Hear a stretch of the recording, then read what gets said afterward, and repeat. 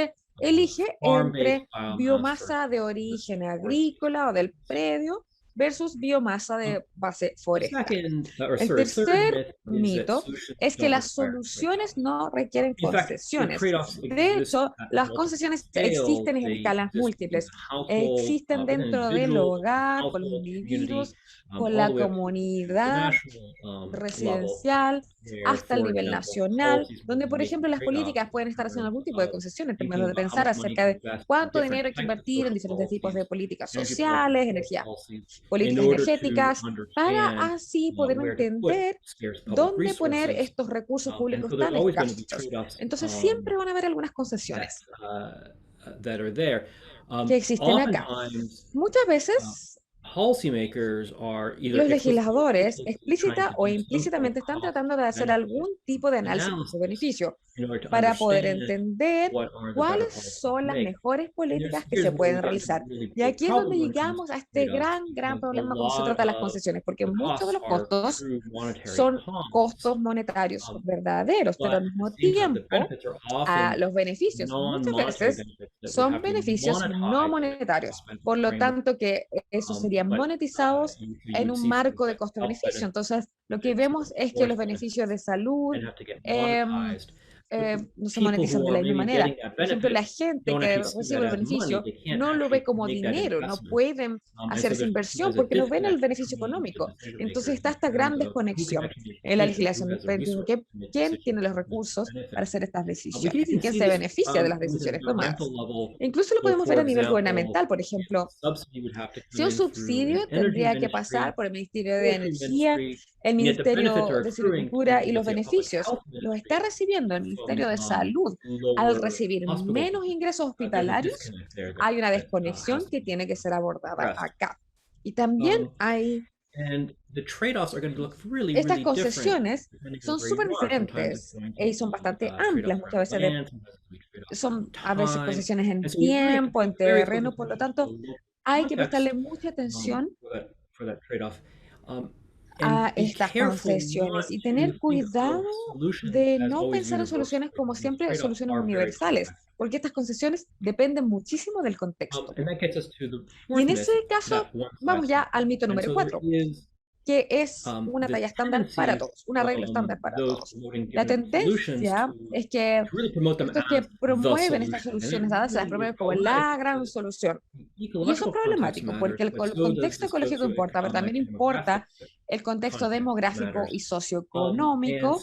Entonces las decisiones se ven bastante diferentes para diferentes individuos, para diferentes hogares, para diferentes comunidades, y a medida que tratan de equilibrar sus necesidades socioeconómicas, así como también sus condiciones ecológicas.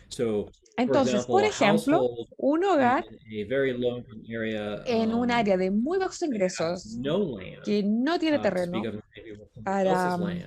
y quizás están arrendando el terreno, vamos a ver una solución que requiere diferencias en cómo utilizan la biomasa, que son muy diferentes a las que sí tienen terreno. En un hogar donde puede tomar decisiones basadas en la biomasa, porque el terreno es de ellos, porque tienen su terreno propio y saben y pueden tomar decisiones diferentes. Entonces, esas soluciones, como una talla para todos, soluciones estándar, copiar y pegar, podemos decir, por ejemplo, servicio energético moderno, gas o electricidad, o quizás tener soluciones basadas en biomasa adelantada. Todas estas son diferentes según el lugar en el que estemos hablando y también basando en los recursos que tenemos, incluyendo la tierra y el tiempo. El quinto mito es el uso de la biomasa comercial es insignificante. Es mucha literatura que se enfoca mucho en el aspecto domiciliario y en los individuos y en la colección residencial de esta biomasa, entre comillas, libre de un peso económico. Y por lo tanto, hay un costo en términos financieros, porque no existe acá. Y eso es lo que pasa en este caso. Entonces, mucha literatura se enfoca en esto y hay dos puntos principales. Uno es el lado comercial y lo que me estoy enfocando acá es que hay un número de usuarios a gran escala de biomasa para cocina y calefacción que muchas veces se ignoran en las estadísticas, muchas veces se ignoran y pensamos acerca de las soluciones. Esto incluye todas las instituciones públicas, como por ejemplo las escuelas, que tratan de hacer almuerzos escolares en áreas donde no hay soluciones que no sean, por ejemplo, la biomasa para la cocina, pero también incluye cosas como, por ejemplo, estos pequeños puestos al lado de la carretera, estos restaurantes que están al lado de la carretera, o estas actividades a pequeña escala industrial, en áreas rurales, o incluso hasta las un poquito más grandes, donde este uso comercial de la biomasa existe. Entonces tenemos muy poco entendimiento del grado al cual esta biomasa comercial existe, este uso existe, cuánto se ocupa, y tenemos muy poco entendimiento acerca de los procesos de toma de decisiones que ocurren en estas instituciones en términos de un cambio que se puede hacer para poder dejar de lado la biomasa para hacer un uso mucho más eficiente de alguna otra tecnología. Y lo otro que es bastante pertinente al contexto latinoamericano es las diferentes maneras de pensar acerca de biomasa comercial, que es el recolectar y vender biomasa. Entonces es importante, ya ha sido estudiado hasta cierto punto, digamos, la producción en las áreas de producción de carbón, por ejemplo, el consumo de carbón urbano en lugares como el África subsahariana, así como también en Latinoamérica. Quizás lo que no se ha estudiado tanto, obviamente, hay grandes estudios que están saliendo de Infor y otros lugares acerca de comercialización de madera comercial directa. Entonces, hay mucho que se puede hacer en torno a la biomasa comercial desde esta perspectiva, tanto en el lado del proveedor y el lado del consumidor, en términos de pensar acerca de las decisiones y resultados y también los impactos ecológicos y ese tipo de cosas. Entonces, aquí vamos a hablar acerca de 3 brechas de investigación. La primera es la métrica ecológica, métrica del lado de la demanda, loops de feedback, enfoques de paisaje o en el lado físico y también el enfoque del paisaje en el lado de la política. Entonces, la primera brecha, la métrica ecológica, nuestras métricas actualmente en torno a la pérdida de árboles, perdón, la fracción de biomasa no renovable y el FNRB, equilibrio de carbono, etcétera. Realmente necesitamos una métrica de impacto más forzada. Necesitamos pensar acerca de los cambios que están habiendo en diversidad de árboles, por ejemplo, los cambios en la distribución del tamaño de los bosques cambia, la función del ecosistema, los bosques y también los impactos en otras plantas, la vida animal y silvestre, pero también acá ¿dónde viene la función del predio? Porque muchas veces nosotros estamos enfocándonos en el bosque y de hecho sí tenemos mucha biomasa que proveniente de los predios y existen relaciones complejas entre ellas y le vamos a llegar a eso en un minuto. Entonces esas métricas ecológicas van mucho más allá del bosque y tienen que incluir a los pequeños predios también. La brecha de investigación número 2 son la demanda acerca de las métricas de demanda. Hay métricas más antiguas que eran bastante binarias, que miraban el acceso a combustible limpio, y si acaso uno tenía acceso o no, sí o no, era una respuesta sí o no, era blanco y negro. No habían datos de consumo, no había una capacidad de mirar cómo se podía apilar el combustible, o básicamente hay una muy baja cobertura acá. Entonces nuestro alcance de datos es bastante reducido. Tenemos conjuntos de datos de gran escala, que tienen un alcance limitado en la parte energética, porque muchas veces están diseñados para hacer cosas como censo. Entonces hay muy pocas preguntas que están muy limitadas a las preguntas energéticas. Entonces tenemos conjuntos de datos mucho más pequeños, que son mucho mejores, pero están limitados a una población mucho más pequeña. Entonces ahí es cuando zanjamos esa brecha entre los grandes y pequeña escala de estos conjuntos de datos, al alcance de los datos en términos de sus datos energéticos, y algo que podemos seguir luchando con el término del consumo a escala comercial. Y la brecha número 3 es los loops o los círculos de retroalimentación. Tenemos datos limitados acerca del impacto completo de estos combustibles de la madera y su consumo en los bosques. Hay menos datos acerca de la adopción, por lo general es una medida que hay interacción o cambios en la recuperación, pero no hay detalles, no hay información detallada, real, acerca de cómo diferentes tipos de bosques o cómo las personas están dispuestas a adoptar otros tipos de energías. Entonces ahí es cuando tenemos esta brecha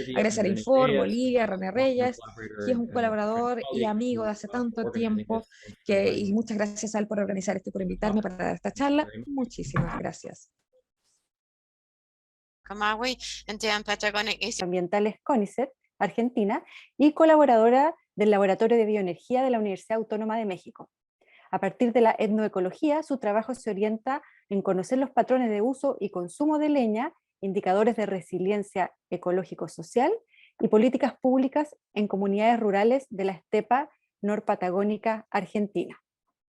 Bueno, muchas gracias por invitarme al Seminario Internacional de Relaciones Socioecológicas entre el consumo residencial de energía, los bosques y el manejo del espacio rural.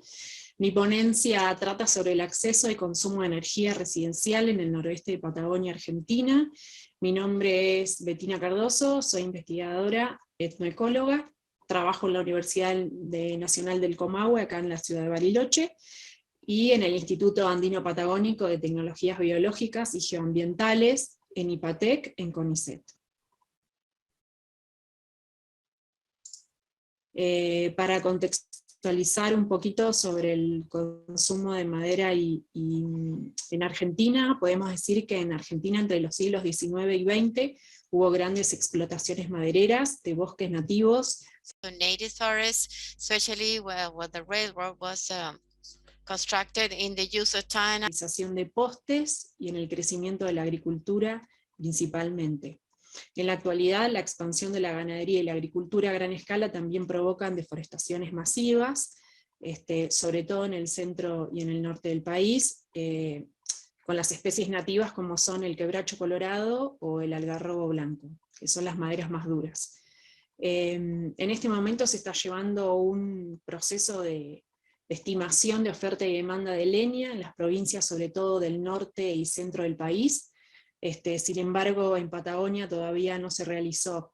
Eso es actual, y después también en 2009 salió un informe Wisdom para toda la Argentina, pero bueno, era un informe preliminar. Y se hizo un informe en la provincia de Río Negro o estado de Río Negro, que es donde yo estoy y donde realizo mi trabajo desde hace tiempo. Ese informe todavía no está publicado en ProBiomasa, pero sí lo he leído y realmente creo que se subestima un poco la cantidad de madera o de leña que necesita una familia de la Patagonia para subsistir. Bueno, la leña en Argentina se usa en los sectores rurales, principalmente para calefacción, sobre todo en la Patagonia, y cocción también a veces en el norte. También la utilizan las panaderías para la fabricación de ladrillos, para la producción de carbón en menor medida, y también se vende a través de un mercado informal en todo el país. La leña que se vende en el país generalmente es de especies de árboles de maderas duras del norte, como lo nombraba anteriormente. En Patagonia, las poblaciones rurales se encuentran tanto en el bosque como en la estepa. Sin embargo, en las zonas áridas, la vegetación son arbustos bajos de lento crecimiento, y es una zona hostil para la vida humana. Las poblaciones donde yo trabajé y vengo trabajando desde hace tiempo, se encuentran en la estepa árida del noroeste de Patagonia. La falta de leña en las zonas rurales de estepa es uno de los problemas más importantes.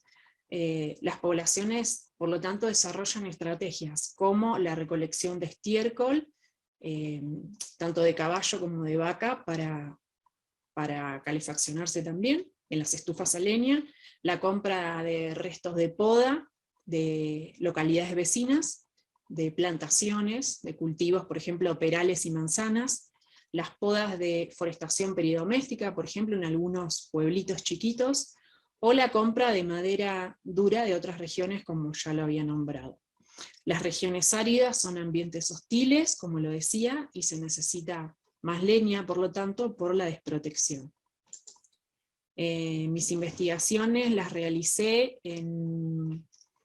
Bueno, acá se encuentra el lago Nahuel Huapi, acá se encuentra la ciudad de Bariloche, la cordillera de los Andes, y hacia la estepa. Se pueden ver las tres comunidades donde yo vengo trabajando desde hace tiempo: Pilquinilleu de Limay, Laguna Blanca y Comayo hacia la estepa árida. Y acá se encuentra el río Limay. Bueno, son tres... Laguna Blanca es un paraje rural, Pilquinilleu de Limay también, con menos familias, y Comayo es un pueblito de 2000 habitantes. Bueno, acá podemos ver algunas fotos de el Quinilleu de Limay, donde vemos que es una zona que es bastante árida, donde hay arbustos bajos, también se hacen cultivos, por ejemplo acá vemos un cultivo de girasol. Laguna Blanca es un lugar que está en un lugar más árido, con más viento, más frío. Ahí podemos ver un poblador que fue a buscar leña de Michay, que es una especie del género Berberis, y también las señoras que trabajan con la lana de sus propias ovejas para vender sus productos en los mercados regionales. Comayo, que es un pueblito, como les contaba, que tiene el arroyo Comayo, se pueden ver los sauces, y algunas de las actividades, como puede ser el cultivo de papas y de otras hortalizas, y también ellos utilizan leña para fabricar ladrillos y venderlos en la región o en los parajes vecinos. Bueno, la problemática de esta región es la forma de vida de subsistencia, que a veces no alcanza. Su mayor actividad económica es la cría de ganado caprino y ovino, la falta de recursos de biomasa en la región, o sea, la falta de leña, las nevadas tardías que provocan grandes pérdidas de ganado, la falta de frecuencia en el transporte público hacia otros pueblos o ciudades vecinas, las políticas de ayuda energética que son insuficientes, y últimamente la entrada de COVID. Bueno, los objetivos de este trabajo son determinar cuál es el consumo de leña y GLP de una familia rural de la Patagonia Argentina, y analizar la calidad térmica de las viviendas. La metodología que se utilizó es metodología etnográfica.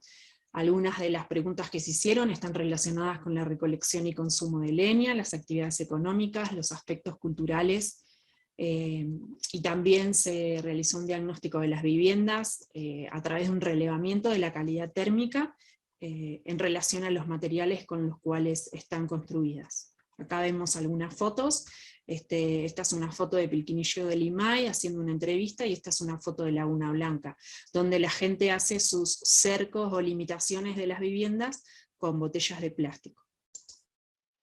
Bueno, acá podemos ver algunas de las actividades económicas que se llevan en las comunidades, como la huerta, los tejidos, el ladrillo. También hay algunos pobladores que, si tienen un poco más de leña, como este señor, le vende a los vecinos cuando no tienen. Si su campo tiene más leña, él puede venderle a los vecinos.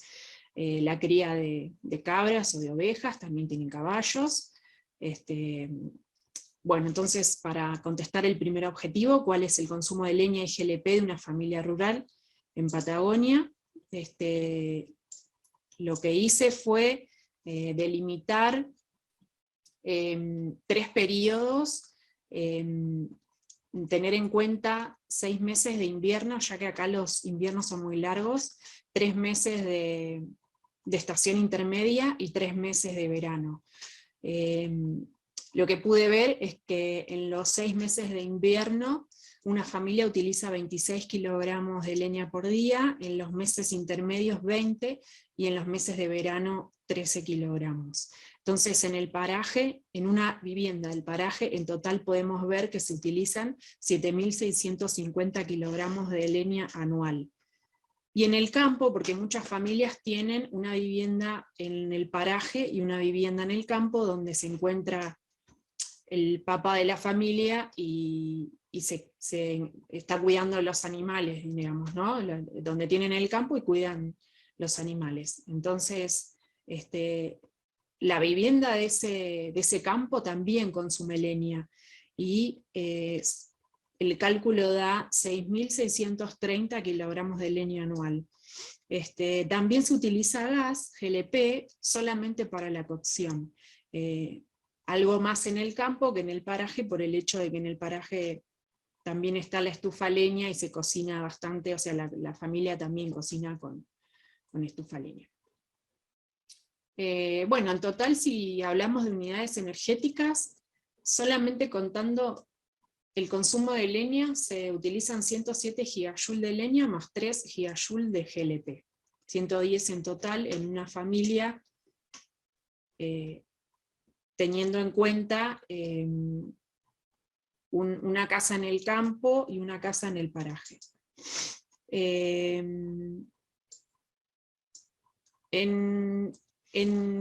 Hace unos años, o sea, en la actualidad existe una transición energética del consumo de leña y GLP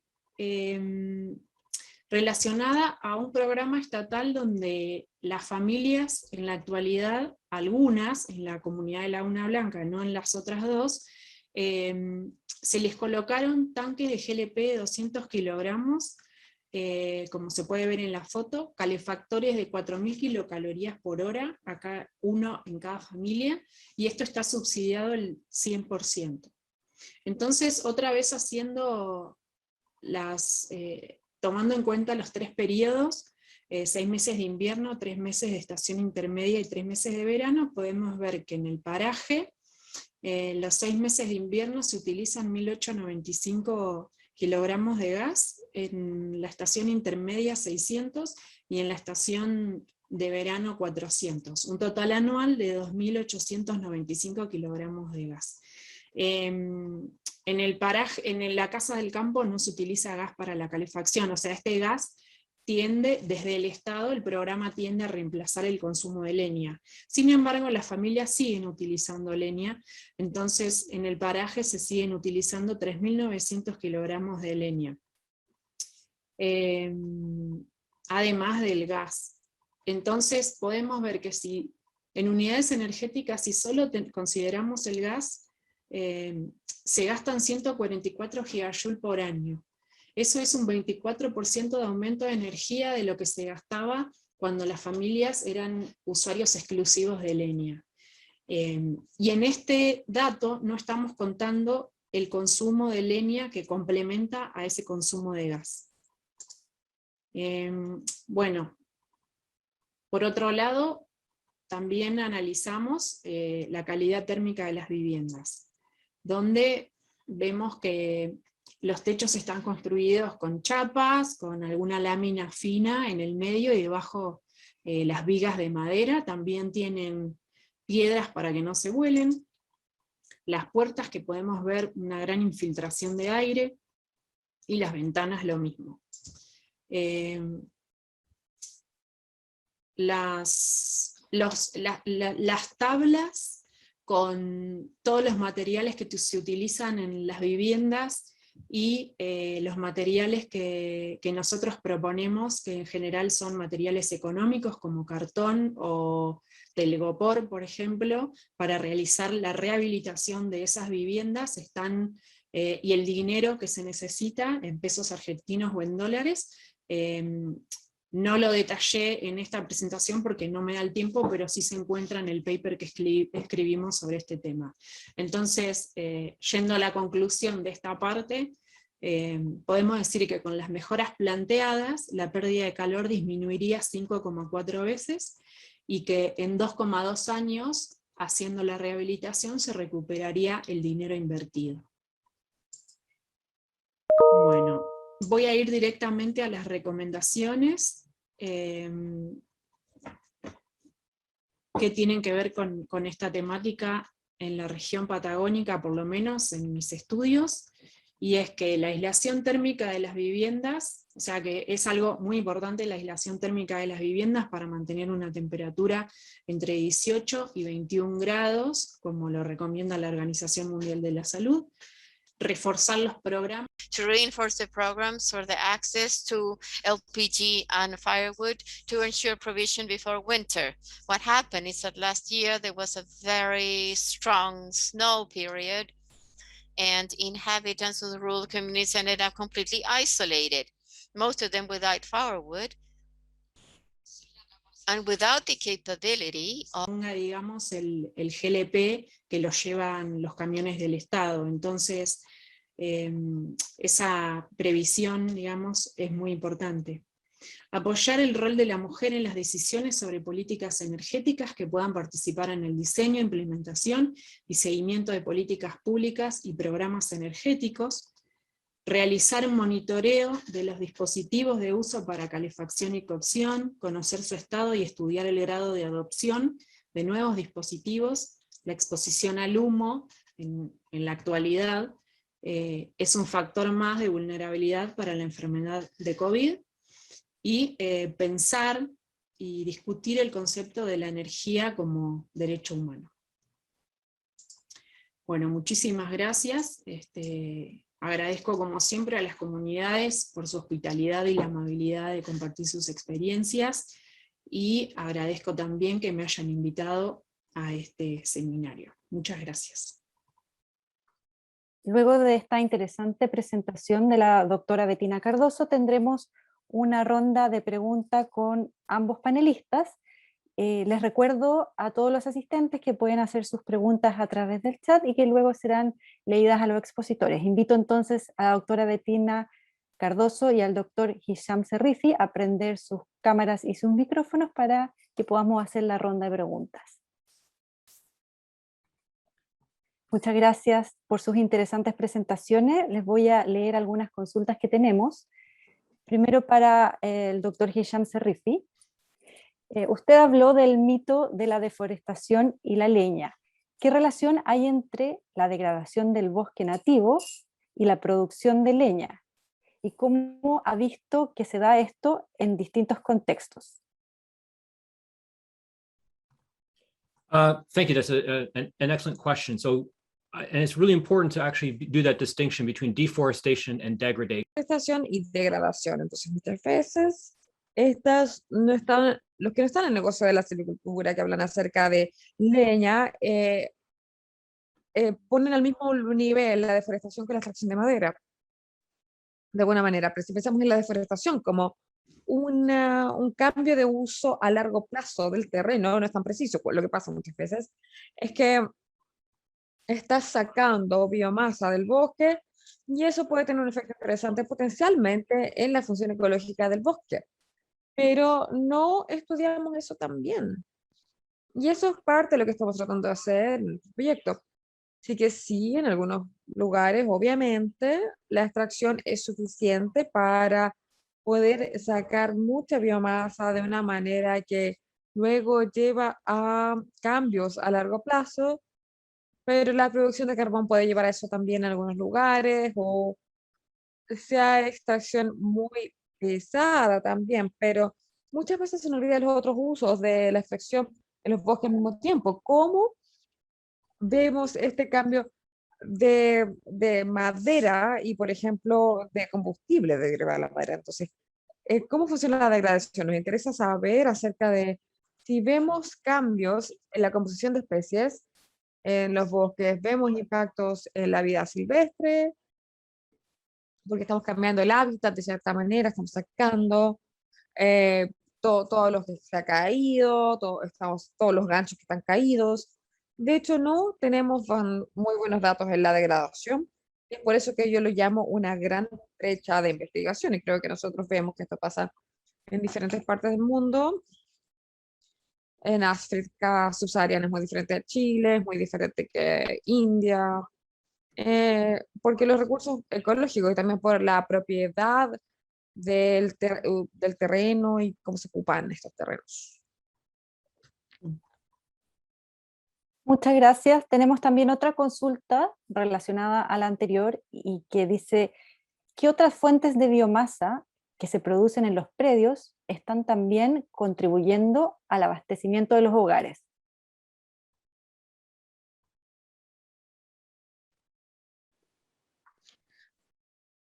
En los hogares de muy bajos ingresos, con ganado, vemos mucho uso de estiércol seco, que viene de acá, y también en los hogares de muy bajo ingreso. Digo muy bajo ingreso porque por lo general son los hogares que no necesariamente tienen otra alternativa, porque es un combustible de muy mala calidad, pero hay residuos agrícolas que también se queman. Entonces, en el extremo más bajo tenemos el estiércol seco. Y luego vemos también que si hay alguna forma de arbusto o seto que esté plantado en el perímetro, o bien en el lado del camino, para poder perimetrar, o camino al predio, si cuando trabajan en el predio de otra persona y tienen que devolverse al suyo. Pero hay lugares en India del Norte donde hay árboles frutales, por ejemplo. Entonces, cualquier persona que tenga un predio basado en árboles automáticamente tiene una fuente de combustible que es constante, debido a que siempre se están podando los árboles frutales a ciertas épocas del año. Entonces, siempre van a estar ocupando algo de esa madera y lo van a poder ocupar para combustible. Muchas gracias. Y tenemos una última consulta que dice si podría mencionar nuevamente la estimación mundial anual de personas que fallecen en sus hogares por problemas relacionados con la mala combustión de biomasa, para cocción y para calefacción. Entonces, como lo mencioné, los números, a medida que cambia la metodología y mejoran los datos, cambian un poco los números, pero yo creo que sería un número bastante seguro, es 2 millones más o menos, es una estimación. Entonces, esto es principalmente por la población, o sea, por la contaminación dentro del hogar, y esto es porque muchas veces esta contaminación se va y se convierte en contaminación atmosférica, pero tiene que ver mucho con la combustión dentro de los hogares de las personas, y yo sé que ese número es mayor que el VIH, tuberculosis y que la malaria combinados por año. Entonces, hace que sea un tremendo problema de salud global. Y es por eso mucho de este enfoque se ha enfocado en estos resultados. Muchas gracias por las preguntas, muy buenas preguntas. Gracias, Hisham, y muchas gracias a Martín Reynoso por la última consulta. Y vamos a seguir con las consultas para la doctora Bettina Cardoso. La primera consulta es de Cristian Carrasco, quien pregunta ¿cómo otra medida complementaria al mejoramiento del aislamiento de las viviendas han determinado cuál es la eficiencia y o rendimiento de los equipos utilizados para calefacción y para cocinar? Y según esto, ¿han considerado el cambio a equipos de mayor rendimiento?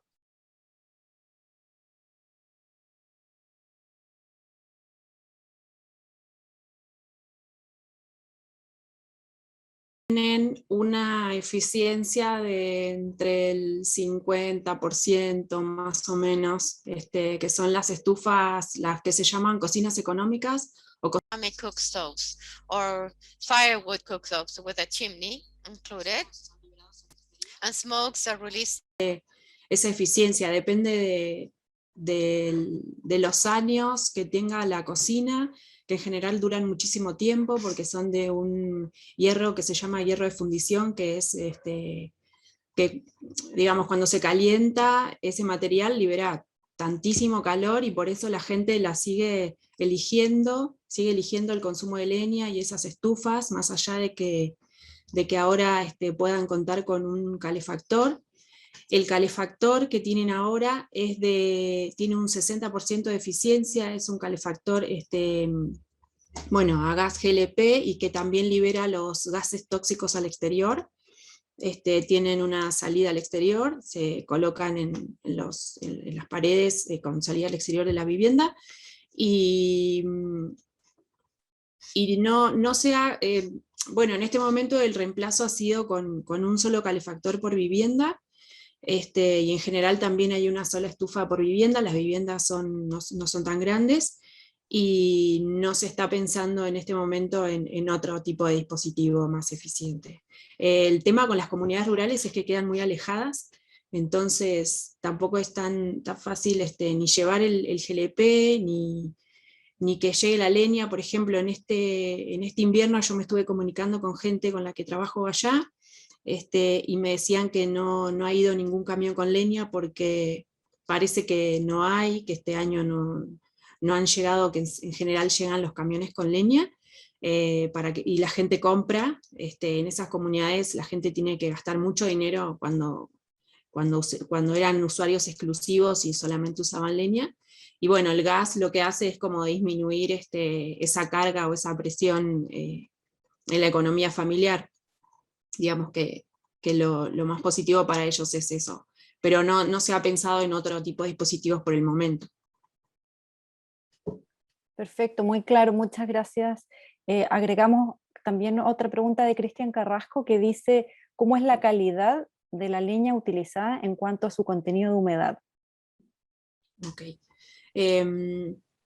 Bueno, cuando las familias eran usuarios exclusivos, que solamente usaban leña, lo que pasa en la Patagonia es que la leña que se compra viene de camiones que llegan del norte de Argentina, donde hay una gran deforestación, pero por diferentes razones que en general están relacionadas con la extensión de la agricultura y la ganadería.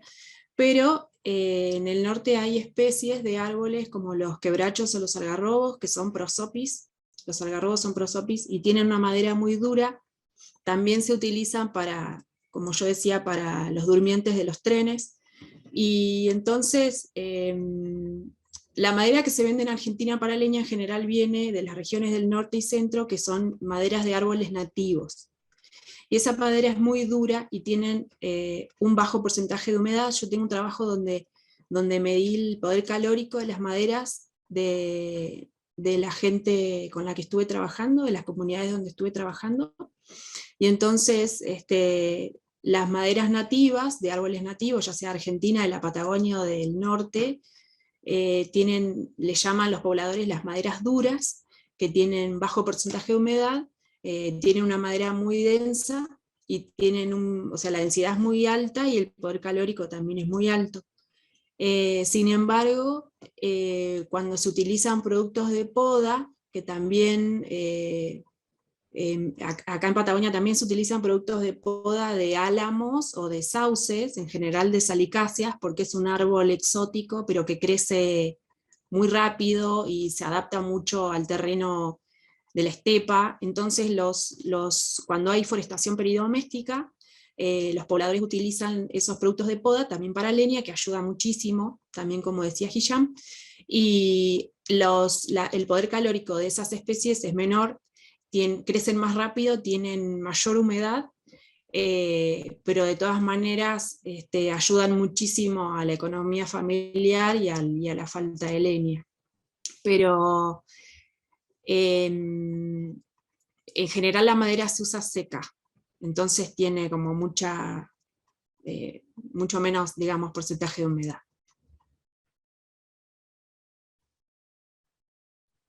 Muchas gracias por la respuesta. Quiero aprovechar de pedirle a ambos expositores si pueden compartir los links de las publicaciones que mencionaron en sus presentaciones, ya que los participantes están consultando al respecto. Agradecerles por la respuesta y hacer una última consulta muy corta a la doctora Bettina Cardoso, porque ya estamos sobre el tiempo, antes de seguir con la siguiente presentación, que dice: el manejo de bosques con ganadería integrada, ¿considera la biomasa como un componente importante?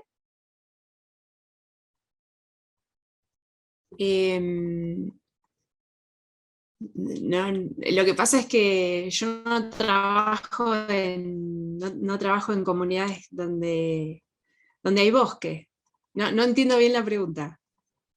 Sí, o sea, en la zona de bosque de acá, de Patagonia, sí se utiliza, sí, los pobladores que viven en el bosque recolectan leña del bosque para utilizar como leña. Si esa es la pregunta, sí.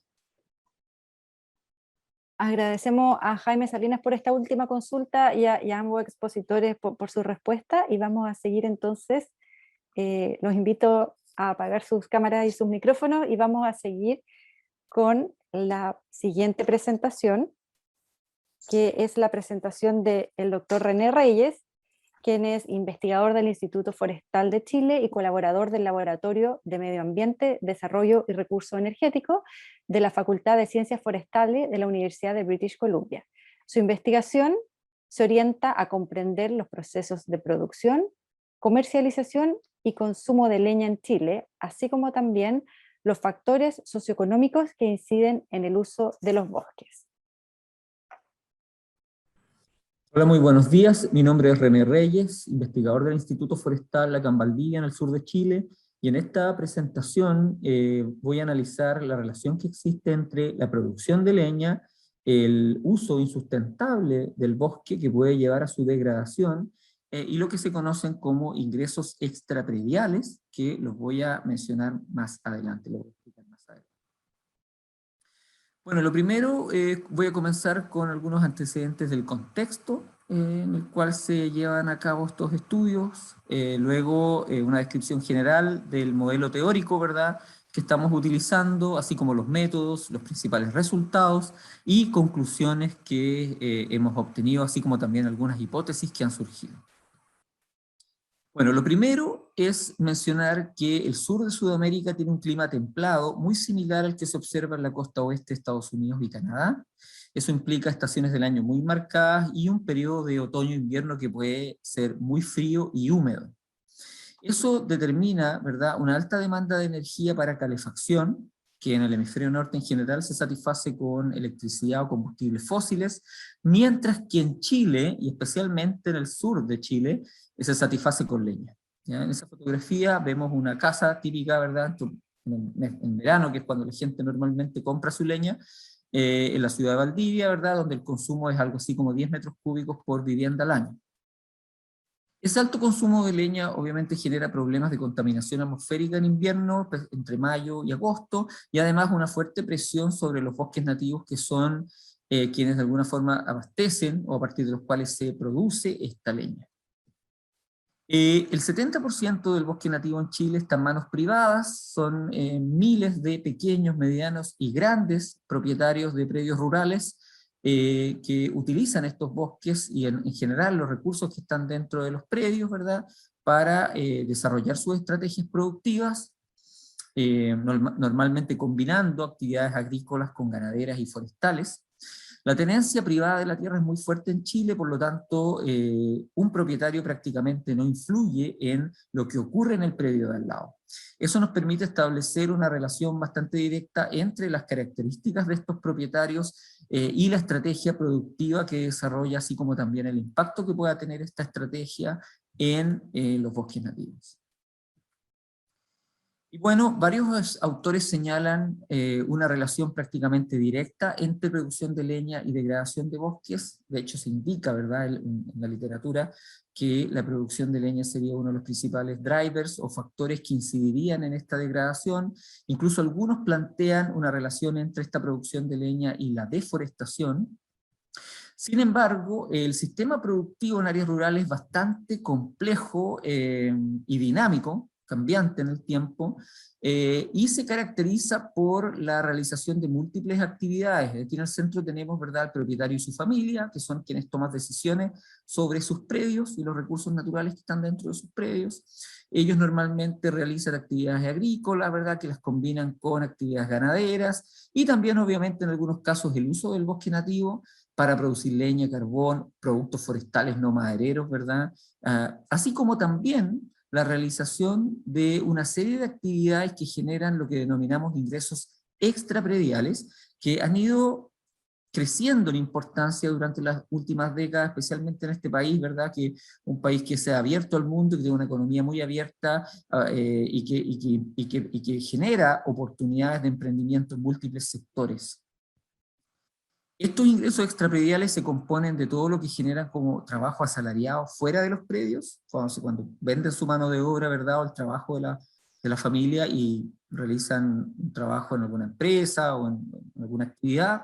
También el ingreso que generan por emprendimientos, por trabajo por cuenta propia, ayudas que reciben de familiares, programas del Estado, pensiones, en fin, una serie de elementos que componen estos famosos ingresos extraprediales, y que tienen la gracia en el fondo que es ingreso que se genera fuera de los predios, que no incide en el fondo sobre, o que no depende, ¿verdad?, de la explotación de los recursos naturales propios.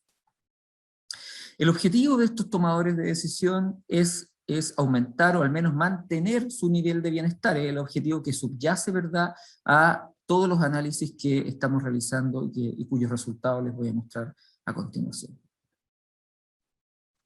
La toma de decisión, la literatura señala que la toma de decisión depende de factores internos que son propios del tomador de decisión, como por ejemplo su escolaridad, su edad, su origen cultural, sus valores, ¿verdad? O sea, elementos propios de la persona, así como of the person, as well as external factors, such as, for instance, the location of the farm in the territory, accessibility, the availability of financial capital to invest, the size of the farms. These are fundamental elements that have que estas personas toman. A partir de la interacción de estos dos elementos se genera una estrategia productiva, ¿verdad? Que es básicamente la decisión sobre a qué se dedica el predio, a qué se le da más importancia, qué se prioriza, ¿verdad?, en la actividad productiva. Estas estrategias productivas son dinámicas y pueden determinar por decisiones como, por ejemplo, extracción de madera del bosque para producir leña, que es lo que a nosotros nos interesa, ¿verdad?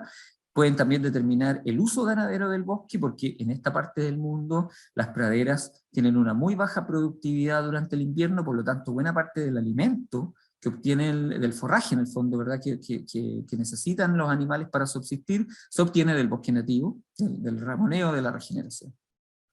Y eso puede determinar, ¿verdad?, la degradación del bosque. O sea, la degradación del bosque sería el efecto, las causas directas sería este uso maderero, o la extracción de leña, ¿verdad?, del bosque, y el uso ganadero, y los promotores o drivers, o causas subyacentes, también se les puede denominar, serían estos factores externos e internos que son los que estarían incidiendo, ¿verdad?, en este resultado final, en este efecto sobre el bosque. Este es de alguna forma el marco teórico que estamos empleando para analizar la información que luego capturamos, normalmente a partir de encuestas que aplicamos a propietarios rurales, entrevistas también semiestructuradas.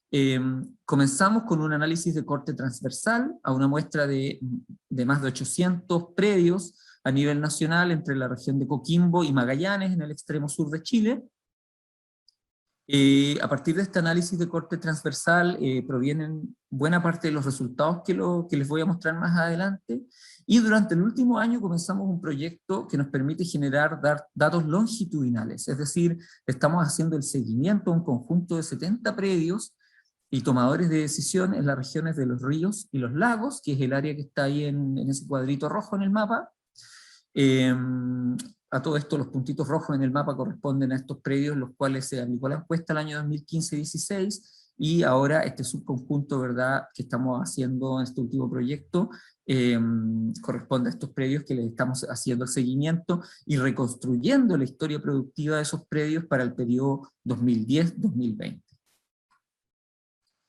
Bueno, el primer resultado que obtuvimos es que la importancia relativa de los ingresos que se generan de la producción forestal es bastante menor que lo que se genera por actividades agrícolas y ganaderas, que es lo que de alguna forma se muestra en este gráfico. El subsistema agrícola genera en promedio algo así como $2.000 por hectárea de tierra que se utiliza dentro del predio en la producción agrícola al año, ¿ya? Y el error estándar asociado a ese promedio. O sea, muchísimo mayor ese ingreso potencial. Este es el ingreso, no es la ganancia, no es la utilidad. O sea, por lo tanto no están considerados los costos de producción. Pero por lo menos en términos del ingreso es bastante grande la diferencia que se produce con las actividades ganaderas y forestales. Y cuando se hace un zoom aquí y se compara, ¿verdad?, las actividades ganaderas y forestales, vemos que nuevamente el ingreso que se genera por producción de leña y producción de productos del bosque es bastante menor a lo que se genera por el subsistema pecuario, por la ganadería. Es decir, tiene una importancia bastante menor y es la primera actividad que se cae, o sea, que se deja de realizar cuando hay otras oportunidades productivas, tanto dentro del predio como fuera. Ese es un elemento importante. Y que tiene que ver un poco con lo que les voy a mostrar ahora, que es otro de los resultados que obtuvimos, es que la probabilidad de producir leña, o sea, la probabilidad de explotar el bosque para producir leña, disminuye en la medida en que aumenta la disponibilidad de ingresos extraprediales. Entonces, en el eje X de este gráfico vemos la importancia de los ingresos extraprediales como porcentaje del ingreso total de estos predios. Y en el eje Y y en el eje X vemos el tiempo. Y lo que vemos en esta curva, ¿verdad?, es que la probabilidad de producir madera es inversamente proporcional a la importancia del ingreso extrapredial. En la medida en que aumenta la importancia de estos ingresos extraprediales, disminuye la probabilidad que se produzca leña. O sea, se cae la producción de leña, dejan de producir leña. Entonces, eso implica que se generan que la producción de leña es intermitente en el tiempo y se generan periodos en los cuales habría extracción de madera, que son los periodos en rojo, ¿verdad?, que es cuando los ingresos extraprediales o la disponibilidad de ingresos extraprediales cae, ¿ya? Y ingresos donde, o sea, periodos en los cuales no habría extracción maderera, que es por el contrario, cuando aumenta esta disponibilidad de ingresos extraprediales. En estos periodos el bosque podría descansar y podría recuperarse de los periodos en los cuales hay extracción maderera. Por lo tanto, el hecho de que existan estas intermitencias, de alguna manera, relativiza, ¿verdad?, esta relación prácticamente directa que se ha establecido entre producción de leña y degradación de bosques, porque no necesariamente los predios se dedican a la producción de leña y están permanentemente en esa actividad determinando esa degradación, ¿no? En resumen, en el fondo, en los periodos de expansión económica, que es cuando hay una mayor oferta de trabajo asalariado, en la minería en el norte, en la salmonicultura, en la actividad lechera, o una serie de otros emprendimientos, ¿verdad?, que se producen en esos periodos de expansión económica, habría una menor probabilidad de que se produzca leña. Lo contrario ocurriría en periodos de contracción o de recesión, ¿ya? Básicamente lo que estamos planteando acá es que el uso del bosque nativo baila al ritmo de la economía. O sea, no es permanente, sino que es intermitente en el tiempo y está fuertemente vinculada con lo que ocurre con el resto de los sectores económicos. Otro de los resultados es que la escolaridad del tomador de decisión también disminuye la probabilidad de producir leña. En general, los productores que tienen mayor nivel de escolaridad no extraen madera, no producen leña, probablemente porque tienen un costo de oportunidad de su tiempo, de su trabajo mayor, ¿verdad?, que aquellos que tienen un menor nivel de escolaridad. Entonces, acá en el gráfico vemos aquellos que extraen y no extraen, la escolaridad promedio, que es el puntito, ¿verdad?, y el error estándar de ese promedio. Entonces vemos que en general quienes se dedican a la producción de leña de forma intermitente, ¿verdad?, porque depende, ¿verdad?, de lo que ocurre con los ingresos extraprediales, tienden a tener educación primaria y educación secundaria incompleta. Entonces, cuando se juntan ambos elementos, los ingresos extraprediales y la escolaridad de los tomadores de decisión, podemos caracterizar distintas situaciones. Y lo que vemos es que hay menos intermitencias en predios grandes. En general, los predios grandes, predios, ¿verdad?, de varios miles de hectáreas, ¿verdad?, aquellos que se dedican a la producción de leña, tienden a ser bastante estables en el tiempo, o sea, tienen asesoría técnica, normalmente cuentan con un plan de manejo o una aprobación del Servicio Nacional Forestal para poder realizar la actividad, y tienden a haber menos intermitencias, ¿ya?, en el tiempo. Mientras que en predios medianos y pequeños, donde los tomadores de decisión tienen una escolaridad media y alta, se produce una alta intermitencia en la producción de leña, ¿ya? Esa producción se corta cuando surgen oportunidades extraprediales. Por otra parte, vemos una baja intermitencia, o sea, una presión bastante constante sobre los bosques nativos en predios pequeños y medianos, pero cuando hay una baja escolaridad. Porque normalmente cuando el tomador de decisión tiene una baja escolaridad, tiene una mayor aversión al riesgo, tiende a aprovechar menos las oportunidades que se generan fuera del predio. O sea, el ingreso o la actividad extrapredial tiene un menor peso, no porque no hayan oportunidades, sino porque las personas no toman esas oportunidades. También se asocia a predios que tienen mala accesibilidad, ¿ya?, que serían predios que estarían en una situación más crítica desde el punto de vista del uso del bosque y del deterioro del bosque a través del tiempo. En esta circunstancia, en este último caso, podríamos nosotros determinar o podríamos caracterizar estados de degradación crónica, que son aquellos en los cuales productores con bajo nivel de escolaridad tienen menos disposición a tomar o aprovechar oportunidades extraprediales que se producen durante estos periodos de expansión económica, cuando hay bonanza, ¿verdad? Cuando hay oportunidades fuera de los predios, ya sea para trabajar o para realizar algún emprendimiento, ellos tienen menos disposición, eso genera una mayor presión sobre el bosque nativo, un mayor deterioro sobre los ecosistemas y un aumento de la percepción del riesgo y de la vulnerabilidad, lo que los lleva nuevamente a sentirse, digamos, en una situación de riesgo y a no aprovechar estas oportunidades. Esto es un loop, de alguna forma, un círculo vicioso, digamos, se genera, y que podría determinar estados de degradación crónica en ciertos lugares, en ciertos territorios de la región donde tenemos una mayor presencia de productores con baja escolaridad, con mala accesibilidad, con predios muy pequeños, atomizados, con sitios, por ejemplo, de baja productividad también. Bueno, como conclusión, podemos mencionar que si la extracción insustentable de madera es permanente en el tiempo y supera ciertos umbrales, puede existir una relación directa entre producción de leña y degradación de bosque. O sea, podría efectivamente la producción de leña estar generando un deterioro del bosque. Sin embargo, eso no ocurre en todos los casos, eso ocurre solo en ciertas circunstancias.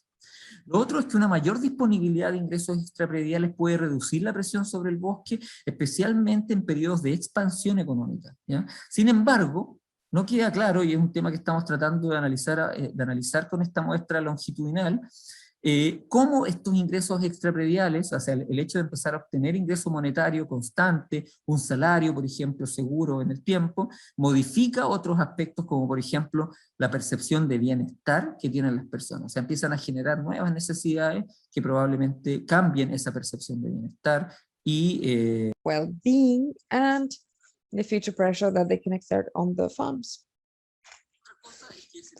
Another thing is that scenarios characterized by low school levels of the decision maker and off-farm incomes could host a state of chronic degradation. This degradation could be a consequence of very complex processes. Residencial de leña, es decir, probablemente en ausencia de un mercado de la leña, o sea, sin considerar el tema de la leña, estos predios igual estarían en un proceso de degradación, probablemente por otras causas, producción de carbón, o derechamente por sobrepastoreo, u otras causas. O sea, la degradación en estos casos, que son más complejos, probablemente se deben más bien a la ausencia de herramientas por parte de los tomadores de decisión que les impiden, que se transforman en una barrera para que ellos aprovechen las oportunidades que se generan fuera de los predios en distintos rubros.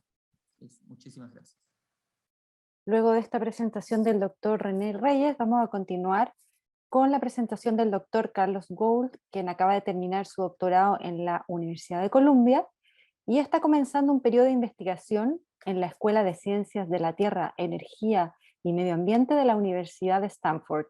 Su trabajo de investigación se orienta a la promoción de una transición energética limpia que reduzca la exposición a la contaminación del aire y mejore la salud de las personas. Recordamos también que pueden hacer sus preguntas a través del chat y luego de esta presentación tendremos una nueva ronda de consultas.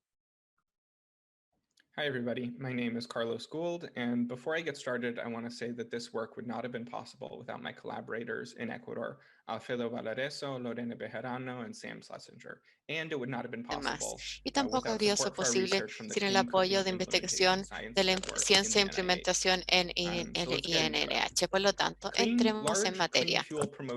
La promoción, el programa de promoción de energía limpia, como en India, Camerún, Ghana e Indonesia, el potencial de abordar las cargas masivas asociadas con el uso de biomasa ineficiente. Sin embargo, el grado al cual esto está compensando es de entrada. Tenemos un impacto general. Estas inversiones aún permanecen inciertos. Un desafío principal al beneficiar el beneficio es que toman mucho tiempo y muchos de estos son sin precedentes. Los estudios muestran y evaluando esfuerzos de lo que es gases para lo que se cocina no van a tener grandes cambios en el futuro, proposición y salud por una serie de años. Por lo tanto, es en este contexto que hemos excluido este estudio en el Ecuador, personas de ingresos ingreso mediano en 100 millones de viviendas, con el objetivo de entender el impacto a más largo plazo de transiciones a largo plazo. En cambio, el avance regional a este tipo globalmente ha sido lento en los últimos 40 años, como vemos aquí. Comenzando en los 70, el gobierno de Ecuador ha subsidiado el costo del relleno de estanques de gas. Y como se está extendiendo increíblemente, entonces, la presencia de GLP en la mayoría de las viviendas, como ven aquí, con una disminución de lo que es el uso de biomasa. La investigación muestra es un estudio de caso muy único que nos da una visión de la exposición futura y cómo es el impacto de la población en una transición limpia alrededor del mundo, como lo que vemos en India, Indonesia, Ghana, Camerún y Perú. Voy a tocar en 3 áreas principales de investigación. Primero, hablaremos de la política de Ecuador que ha facilitado la adopción de la cocina limpia o que no contamina con humos. Luego tenemos patrones de cocina a largo plazo. Ecuador está utilizando este tipo de herramientas hoy día después de 30 años o más de subsidios. Luego hablaré de hallazgos que tienen que ver con un estudio de exposición de contaminación al aire. En el interés del tiempo, voy a concentrarme básicamente en los resultados y en las implicancias. Si tienen preguntas con relación a la metodología, con mucho gusto les voy a abordar. Vamos a los estudios, entonces. El trabajo se presentó aquí en el desarrollo del 2018. Basado en estos datos, vemos que existe un reemplazo muy importante de lo que es leña con gas líquido natural. El 80% de las viviendas utilizaban consumo de madera. Luego se produjo un alza muy grande al GLP. El alto GLP contrasta con otros países vecinos como Perú con un 30% de todas las viviendas y un 80% de todas las viviendas aún reportan básicamente lo que es biomasa el 2012. ¿Cómo entonces Ecuador llegó hasta aquí? Directo al consumidor subsidio. Ese se place un grupo de programas de reformas que se llevó a cabo durante la industria de los años 70. Desde entonces todos los gobiernos han retenido los subsidios de GLP. Para el año 2000 el costo inicial del relleno de gas es de $1.60. Hoy en día vemos que prácticamente todas las viviendas que utilizan LNG, mucho de esto es relativo a los países. Además, se invierte poco dinero en GLP, la mitad del porcentaje de sus gastos mensuales. Sin embargo, mientras que las políticas fue iniciada en un momento cuando Ecuador tenía grandes recursos de petróleo, desde entonces el país cada vez más se basa en combustibles importados, como vemos aquí. Los combustibles están sujetos entonces a volatilidad de los precios internacionales y con el costo subsidiado fijo, esta tendencia entonces aumenta el gasto del gobierno para los subsidios de GLP. En las últimas décadas han costado varios millones de dólares al año y que afecta, por supuesto, el PIB del país. A mediados del 2014, el gobierno de Ecuador lanzó el Programa de Eficiencia Energética para la Cocción, el PSE, que es el Programa de Eficiencia Energética, desarrollado en parte para crear demanda para la mayor capacidad hidroeléctrica del Ecuador y abordar el costo de los subsidios de GLP. El programa incluye bajo interés en cocinas de inducción y reemplazar las boletas y además eléctricas, y también es recibir subsidios todos los meses para cubrir toda la que es la sección cocina. Desde que el programa empezó, 700,000 adoptadores nuevos han utilizado este sistema. Las cocinas de inducción son seguras, no contaminan y son altamente eficientes, más aún que mucho más seguras que las de gas. Estas funcionan con un sistema de electromagnetismo donde se calienta directamente cuando se activa la estufa, la cocina. En general, esta inducción es la forma más limpia de cocina porque no tenemos llama. Habiendo discutido las políticas bases, ahora vamos a establecer entre encuestas que se hicieron para caracterizar el uso del LPG, cuál es el uso de biomasa persistente y explicar y evaluarse que la inducción es una alternativa viable para GLP en Ecuador. Hemos diseñado un sistema que resulta resulta en una visión cruzada de comunidades que tienen la intención de representar efectivamente provincias en las regiones costeras y andinas. Debido a las restricciones y al presupuesto se hizo este tipo de encuesta. Son 800 y tantas viviendas que se encuestaron con la lógica que este era el sitio más común donde encontrar este tipo de uso de leña. A través de la encuesta entendimos mejor cómo las personas utilizaban sus combustibles para cocinar. Vamos a los hallazgos entonces. Primero que nada, confirmamos que el GLP es común. Prácticamente todas las personas que hablamos, el 98% de los participantes utilizan GLP para cocinar. Segundo, dependiendo de la región, entre 16 y 60% utilizan leña, además del consumo de GLP.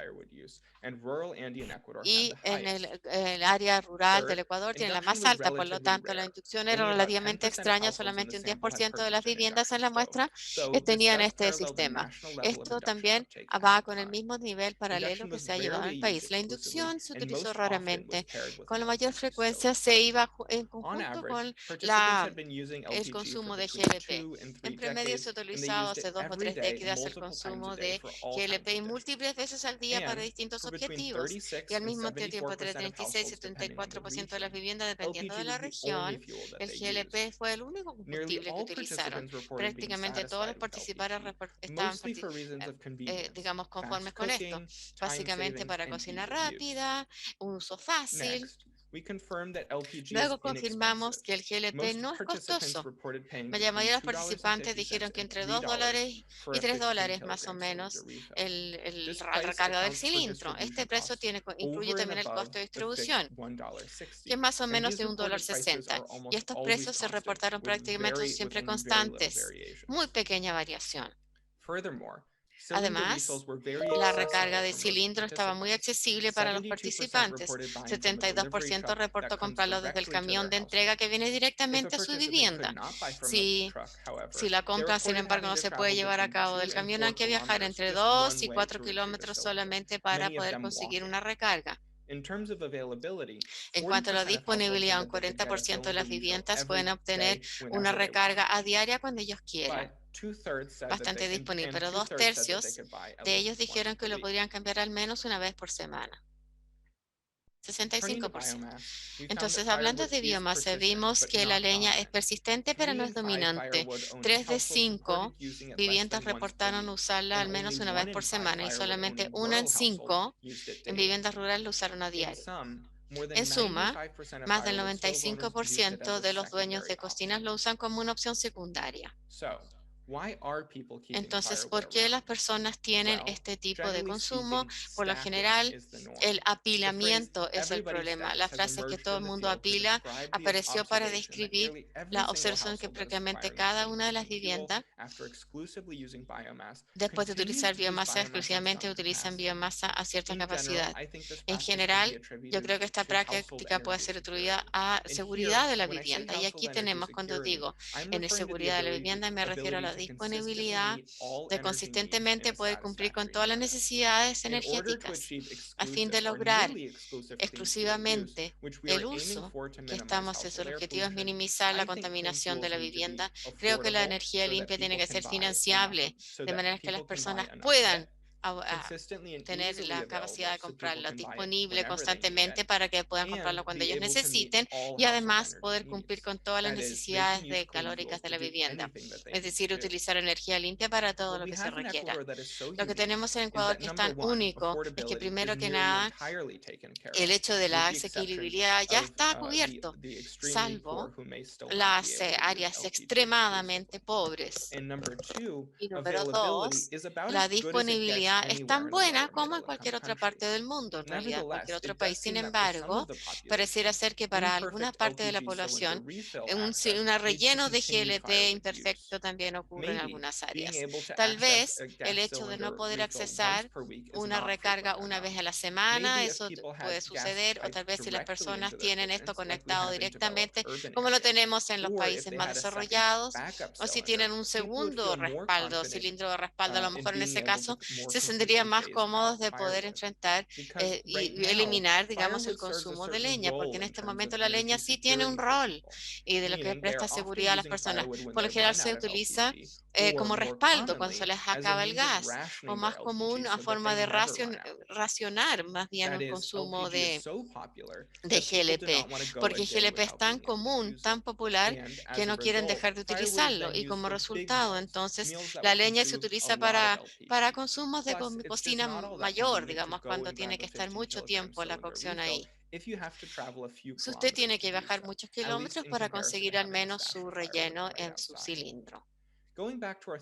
Volviendo entonces a los determinantes, a pesar de las que personas dicen que utilizan gas para cocinar todo tipo, en algunas áreas se requiere para el consumo de este tipo de, por ejemplo, digamos, para calentar agua para bañarse o calentamiento de espacios, como vemos aquí, de 1/5 a 1/3 del almacenaje reporta utilizar leña para otro tipo de tareas. Luego retienen también esto para utilizar y también para cocinar.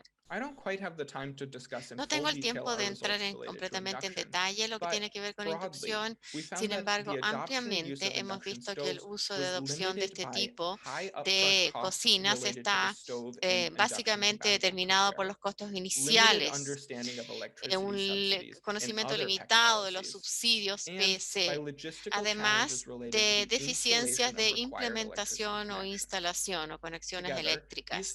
En conjunto, entonces, estos factores nos llevan a un 23% dicen que nunca han utilizado sus cocinas, y un 29% de los que sí han usado sus cocinas de inducción las han utilizado como su cocina primaria. ¿Qué nos muestra entonces este estudio? Hemos reforzado que el GLP de bajo costo que nos lleva al desarrollo del relleno efectivo nos ha llevado a una situación en donde el uso es ampliamente el consumo más importante en el Ecuador. Aún así, la confirmación entonces de que la leña aún es prevalente en áreas rurales tiene implicancias muy importantes para otras políticas, como los países en todo el mundo consideran los subsidios como una política para promover el uso de energías limpias. Mostramos que es importante investigar el contexto local para poder determinar la existencia del uso de biomasa en terreno para asegurarnos que estén todos los beneficios cubiertos. Por último, la inducción pareciera ser que no está lista aún para reemplazar al GLP, que es una excelente opción de bajo costo. La próxima fase del estudio, queremos responder la pregunta, ¿cuáles son los patrones que hemos observado con la exposición de contaminación? Para responder esta pregunta hemos contratado a participantes de la muestra de viviendas en la encuesta anterior, fase 1, que resultó en 260 participantes, todos que serán, digamos, las cocinas primarias. En este periodo medimos la exposición al uso de sus cocinas. Desafortunadamente no tengo tiempo tampoco para entrar en el estudio en completo, por lo tanto les doy dos elementos componentes. Primero, el 90% de las cocinas privadas tuvieron una exposición de 48 horas en material particulado 2.5 por debajo de las guías de la Organización Mundial de la Salud, que nos llevan al amplio uso de gas como el principal. Además, nos ha llevado a relativamente baja contaminación, baja exposición. Y aún así, hemos visto que el uso de consumo de leña como segundo combustible tiene una exposición más alta, mucho más altas exposiciones a punta, enfatizando aún más la importancia de esfuerzo para reemplazar la biomasa en lugar de un enfoque único. Como programas y políticas en todo el mundo promueven que en décimos de millones esta energía limpia, nos muestra entonces que es básico que midamos el éxito de los programas, no solamente la cantidad de viviendas alcanzadas, sino que también en la proporción de estas viviendas básicamente con los factores utilizados para cocinar y la reducción en consumo de biomasa. Promocionando métricas les van a ayudar a servir de pautas para elaboración de políticas en áreas rurales mejores. Habiendo dicho esto, quisiera agradecer a mis colaboradores una vez más y a todos los participantes del estudio. Nada de esto habría sido posible sin la cooperación de ellos. Muchísimas gracias.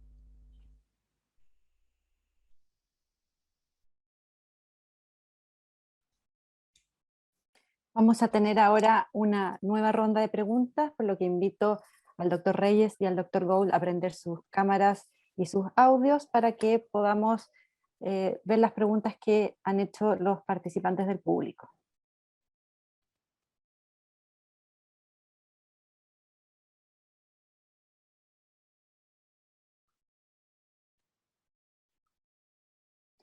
La primera pregunta, bueno, primero felicitar a ambos por sus interesantes presentaciones, y la primera pregunta es para el doctor René Reyes, la hace Rodrigo Mujica, y la consulta es: un desafío país es el manejo sustentable de bosques nativos con la finalidad de producir madera de alta calidad. Este manejo sustentable genera en forma complementaria mucha leña, cuyo uso y comercialización podría ser clave para financiar este manejo sustentable. ¿Cómo influye esto en su análisis? Es muy probable que el precio de la madera de alta calidad supere los ingresos extraprediales.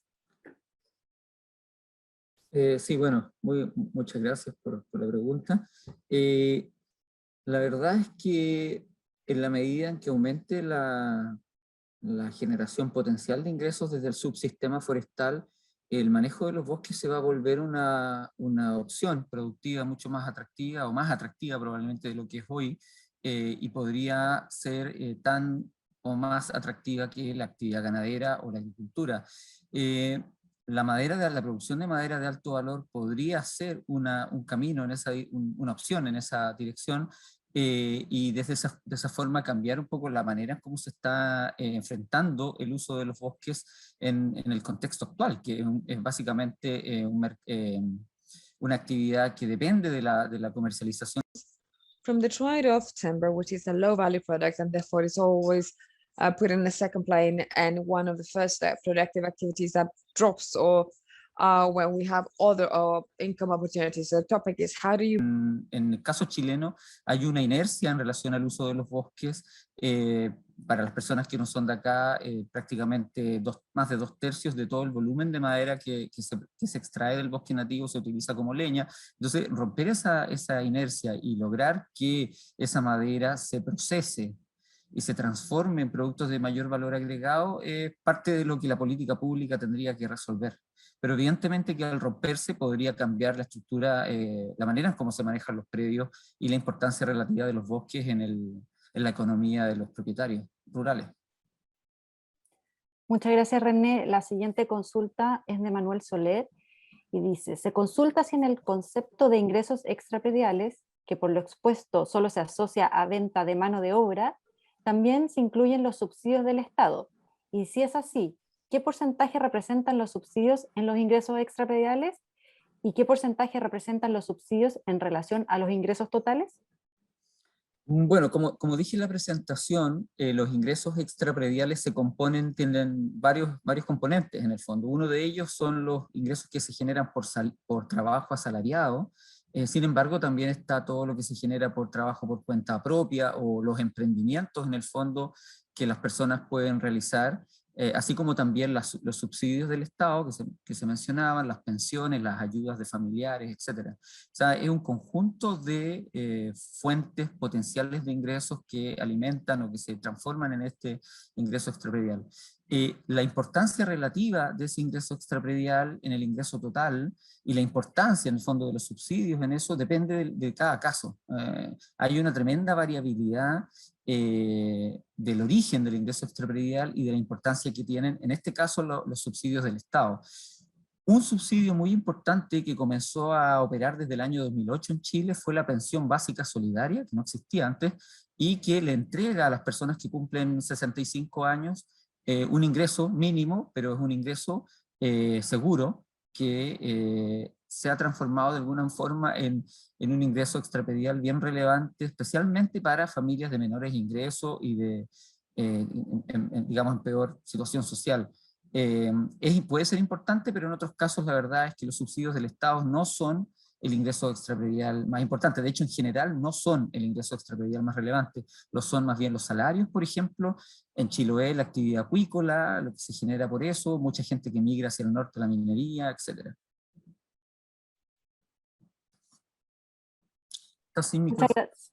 Muchas gracias. Tenemos una última consulta para el doctor Reyes de parte de Tuyeni Muampamba y pregunta si podría clarificar cómo hizo el análisis de la disposición al riesgo de parte de los productores de leña y si también podría clarificar cómo analizó la disponibilidad de fuentes de trabajo extraprediales y si es que los productores estaban calificados para estos trabajos.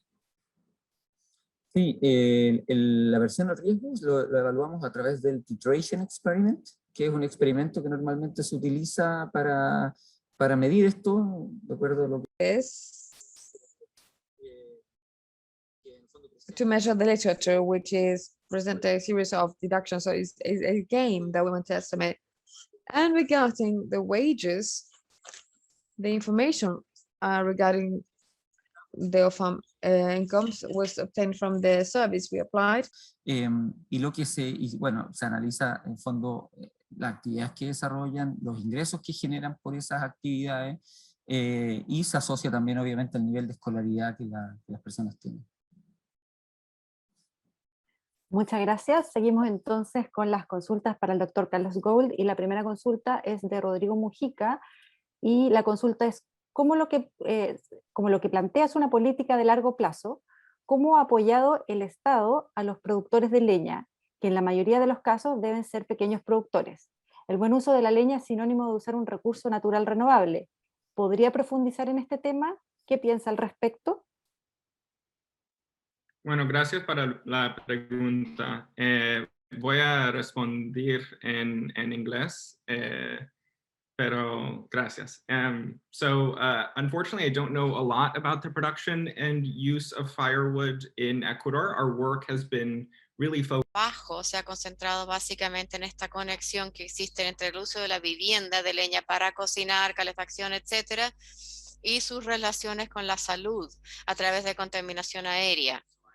Por lo tanto, pienso que está un poquito fuera de mi área de experiencia, pero sí tengo interés de aprender esto más. En este punto el subsidio de LPG es muy permanente y no sé si existe alguna política asociada relacionada con producción y el consumo de leña. Mi instinto me dice que no existe, al menos como se relaciona al consumo de la vivienda. La siguiente pregunta tiene que ver de usar leña como recurso renovable.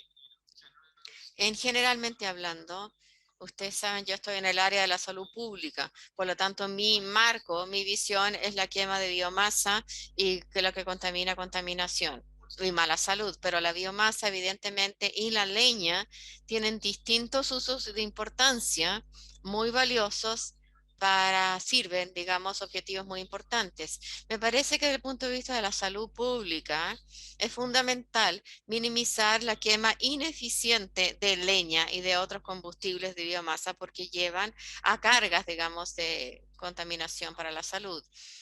Que la vivienda pueda utilizar un sistema de quema más, opciones más limpias, libres de humo, que satisfactoriamente cumplan todas las necesidades energéticas. Ese sería, digamos, el objetivo a largo plazo que desde mi punto de vista podríamos llegar. La leña tiene muchos otros usos y puede ser utilizada para una diversidad de cosas. Sin embargo, me encuentro vacilante de describir, digamos, un sistema de quema de leña en forma interna que ocasione mucho impacto negativo en la salud. Muchas gracias. Muchas gracias, doctor Gould. La siguiente consulta es de Adolfo Uribe, que lo felicita por la presentación y pregunta dónde se puede encontrar mayor información sobre el diseño utilizado para las mediciones de PM2.5 en Ecuador.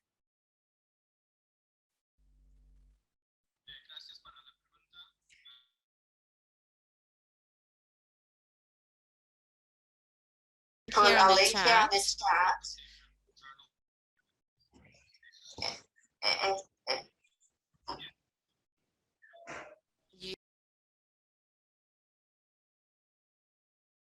Respond right here. And then we have a third question for Dr.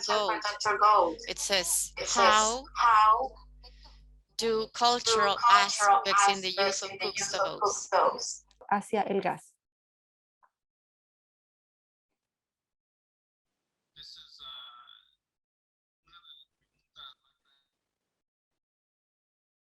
the biggest questions of all.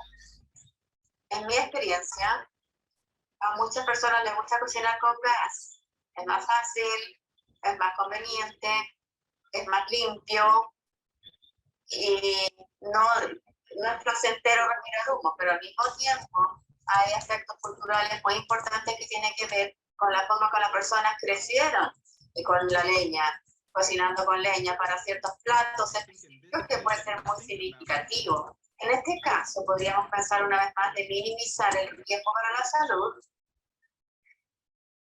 y tratar de reducir esa cantidad, digamos, de que se quema la leña de forma ineficiente. Unlikely that everybody in the world will only use clean burning fuels.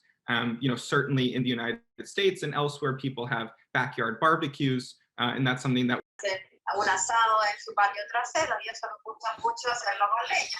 A veces nos da mucha felicidad y a lo mejor digamos, se produce un poco de humo. Es más o menos así, esa es la tendencia que veremos. En ciertas áreas tal vez habrá más uso de quema de leña que otros, pero yo no veo una retención absoluta de prácticas tradicionales de cocina por razones culturales como una barrera muy importante para reemplazar la mayoría del consumo de biomasa para lo que es cocina.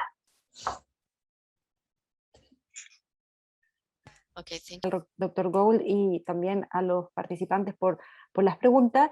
Quiero invitar a todos los panelistas a prender sus cámaras para agradecerle a todos por las exposiciones de hoy que estuvieron muy interesantes. También agradecer a todos quienes nos acompañaron, como decía al principio, desde distintos países de Latinoamérica, desde Canadá, desde Estados Unidos, y recordarles que el próximo 7 de septiembre, en el mismo horario, tendremos la segunda parte de esta actividad. Quedan todos cordialmente invitados a participar, tendremos presentaciones muy interesantes, y también contarles que todos los detalles estarán en nuestro canal de YouTube Infor TV del Instituto Forestal. Así que agradezco nuevamente a todos los presentadores, a todos los participantes, y nos volvemos a encontrar el próximo 7 de septiembre en el mismo horario. Muchas gracias. Muchas gracias. Gracias a ustedes. Gracias a todos. Gracias. Hasta luego.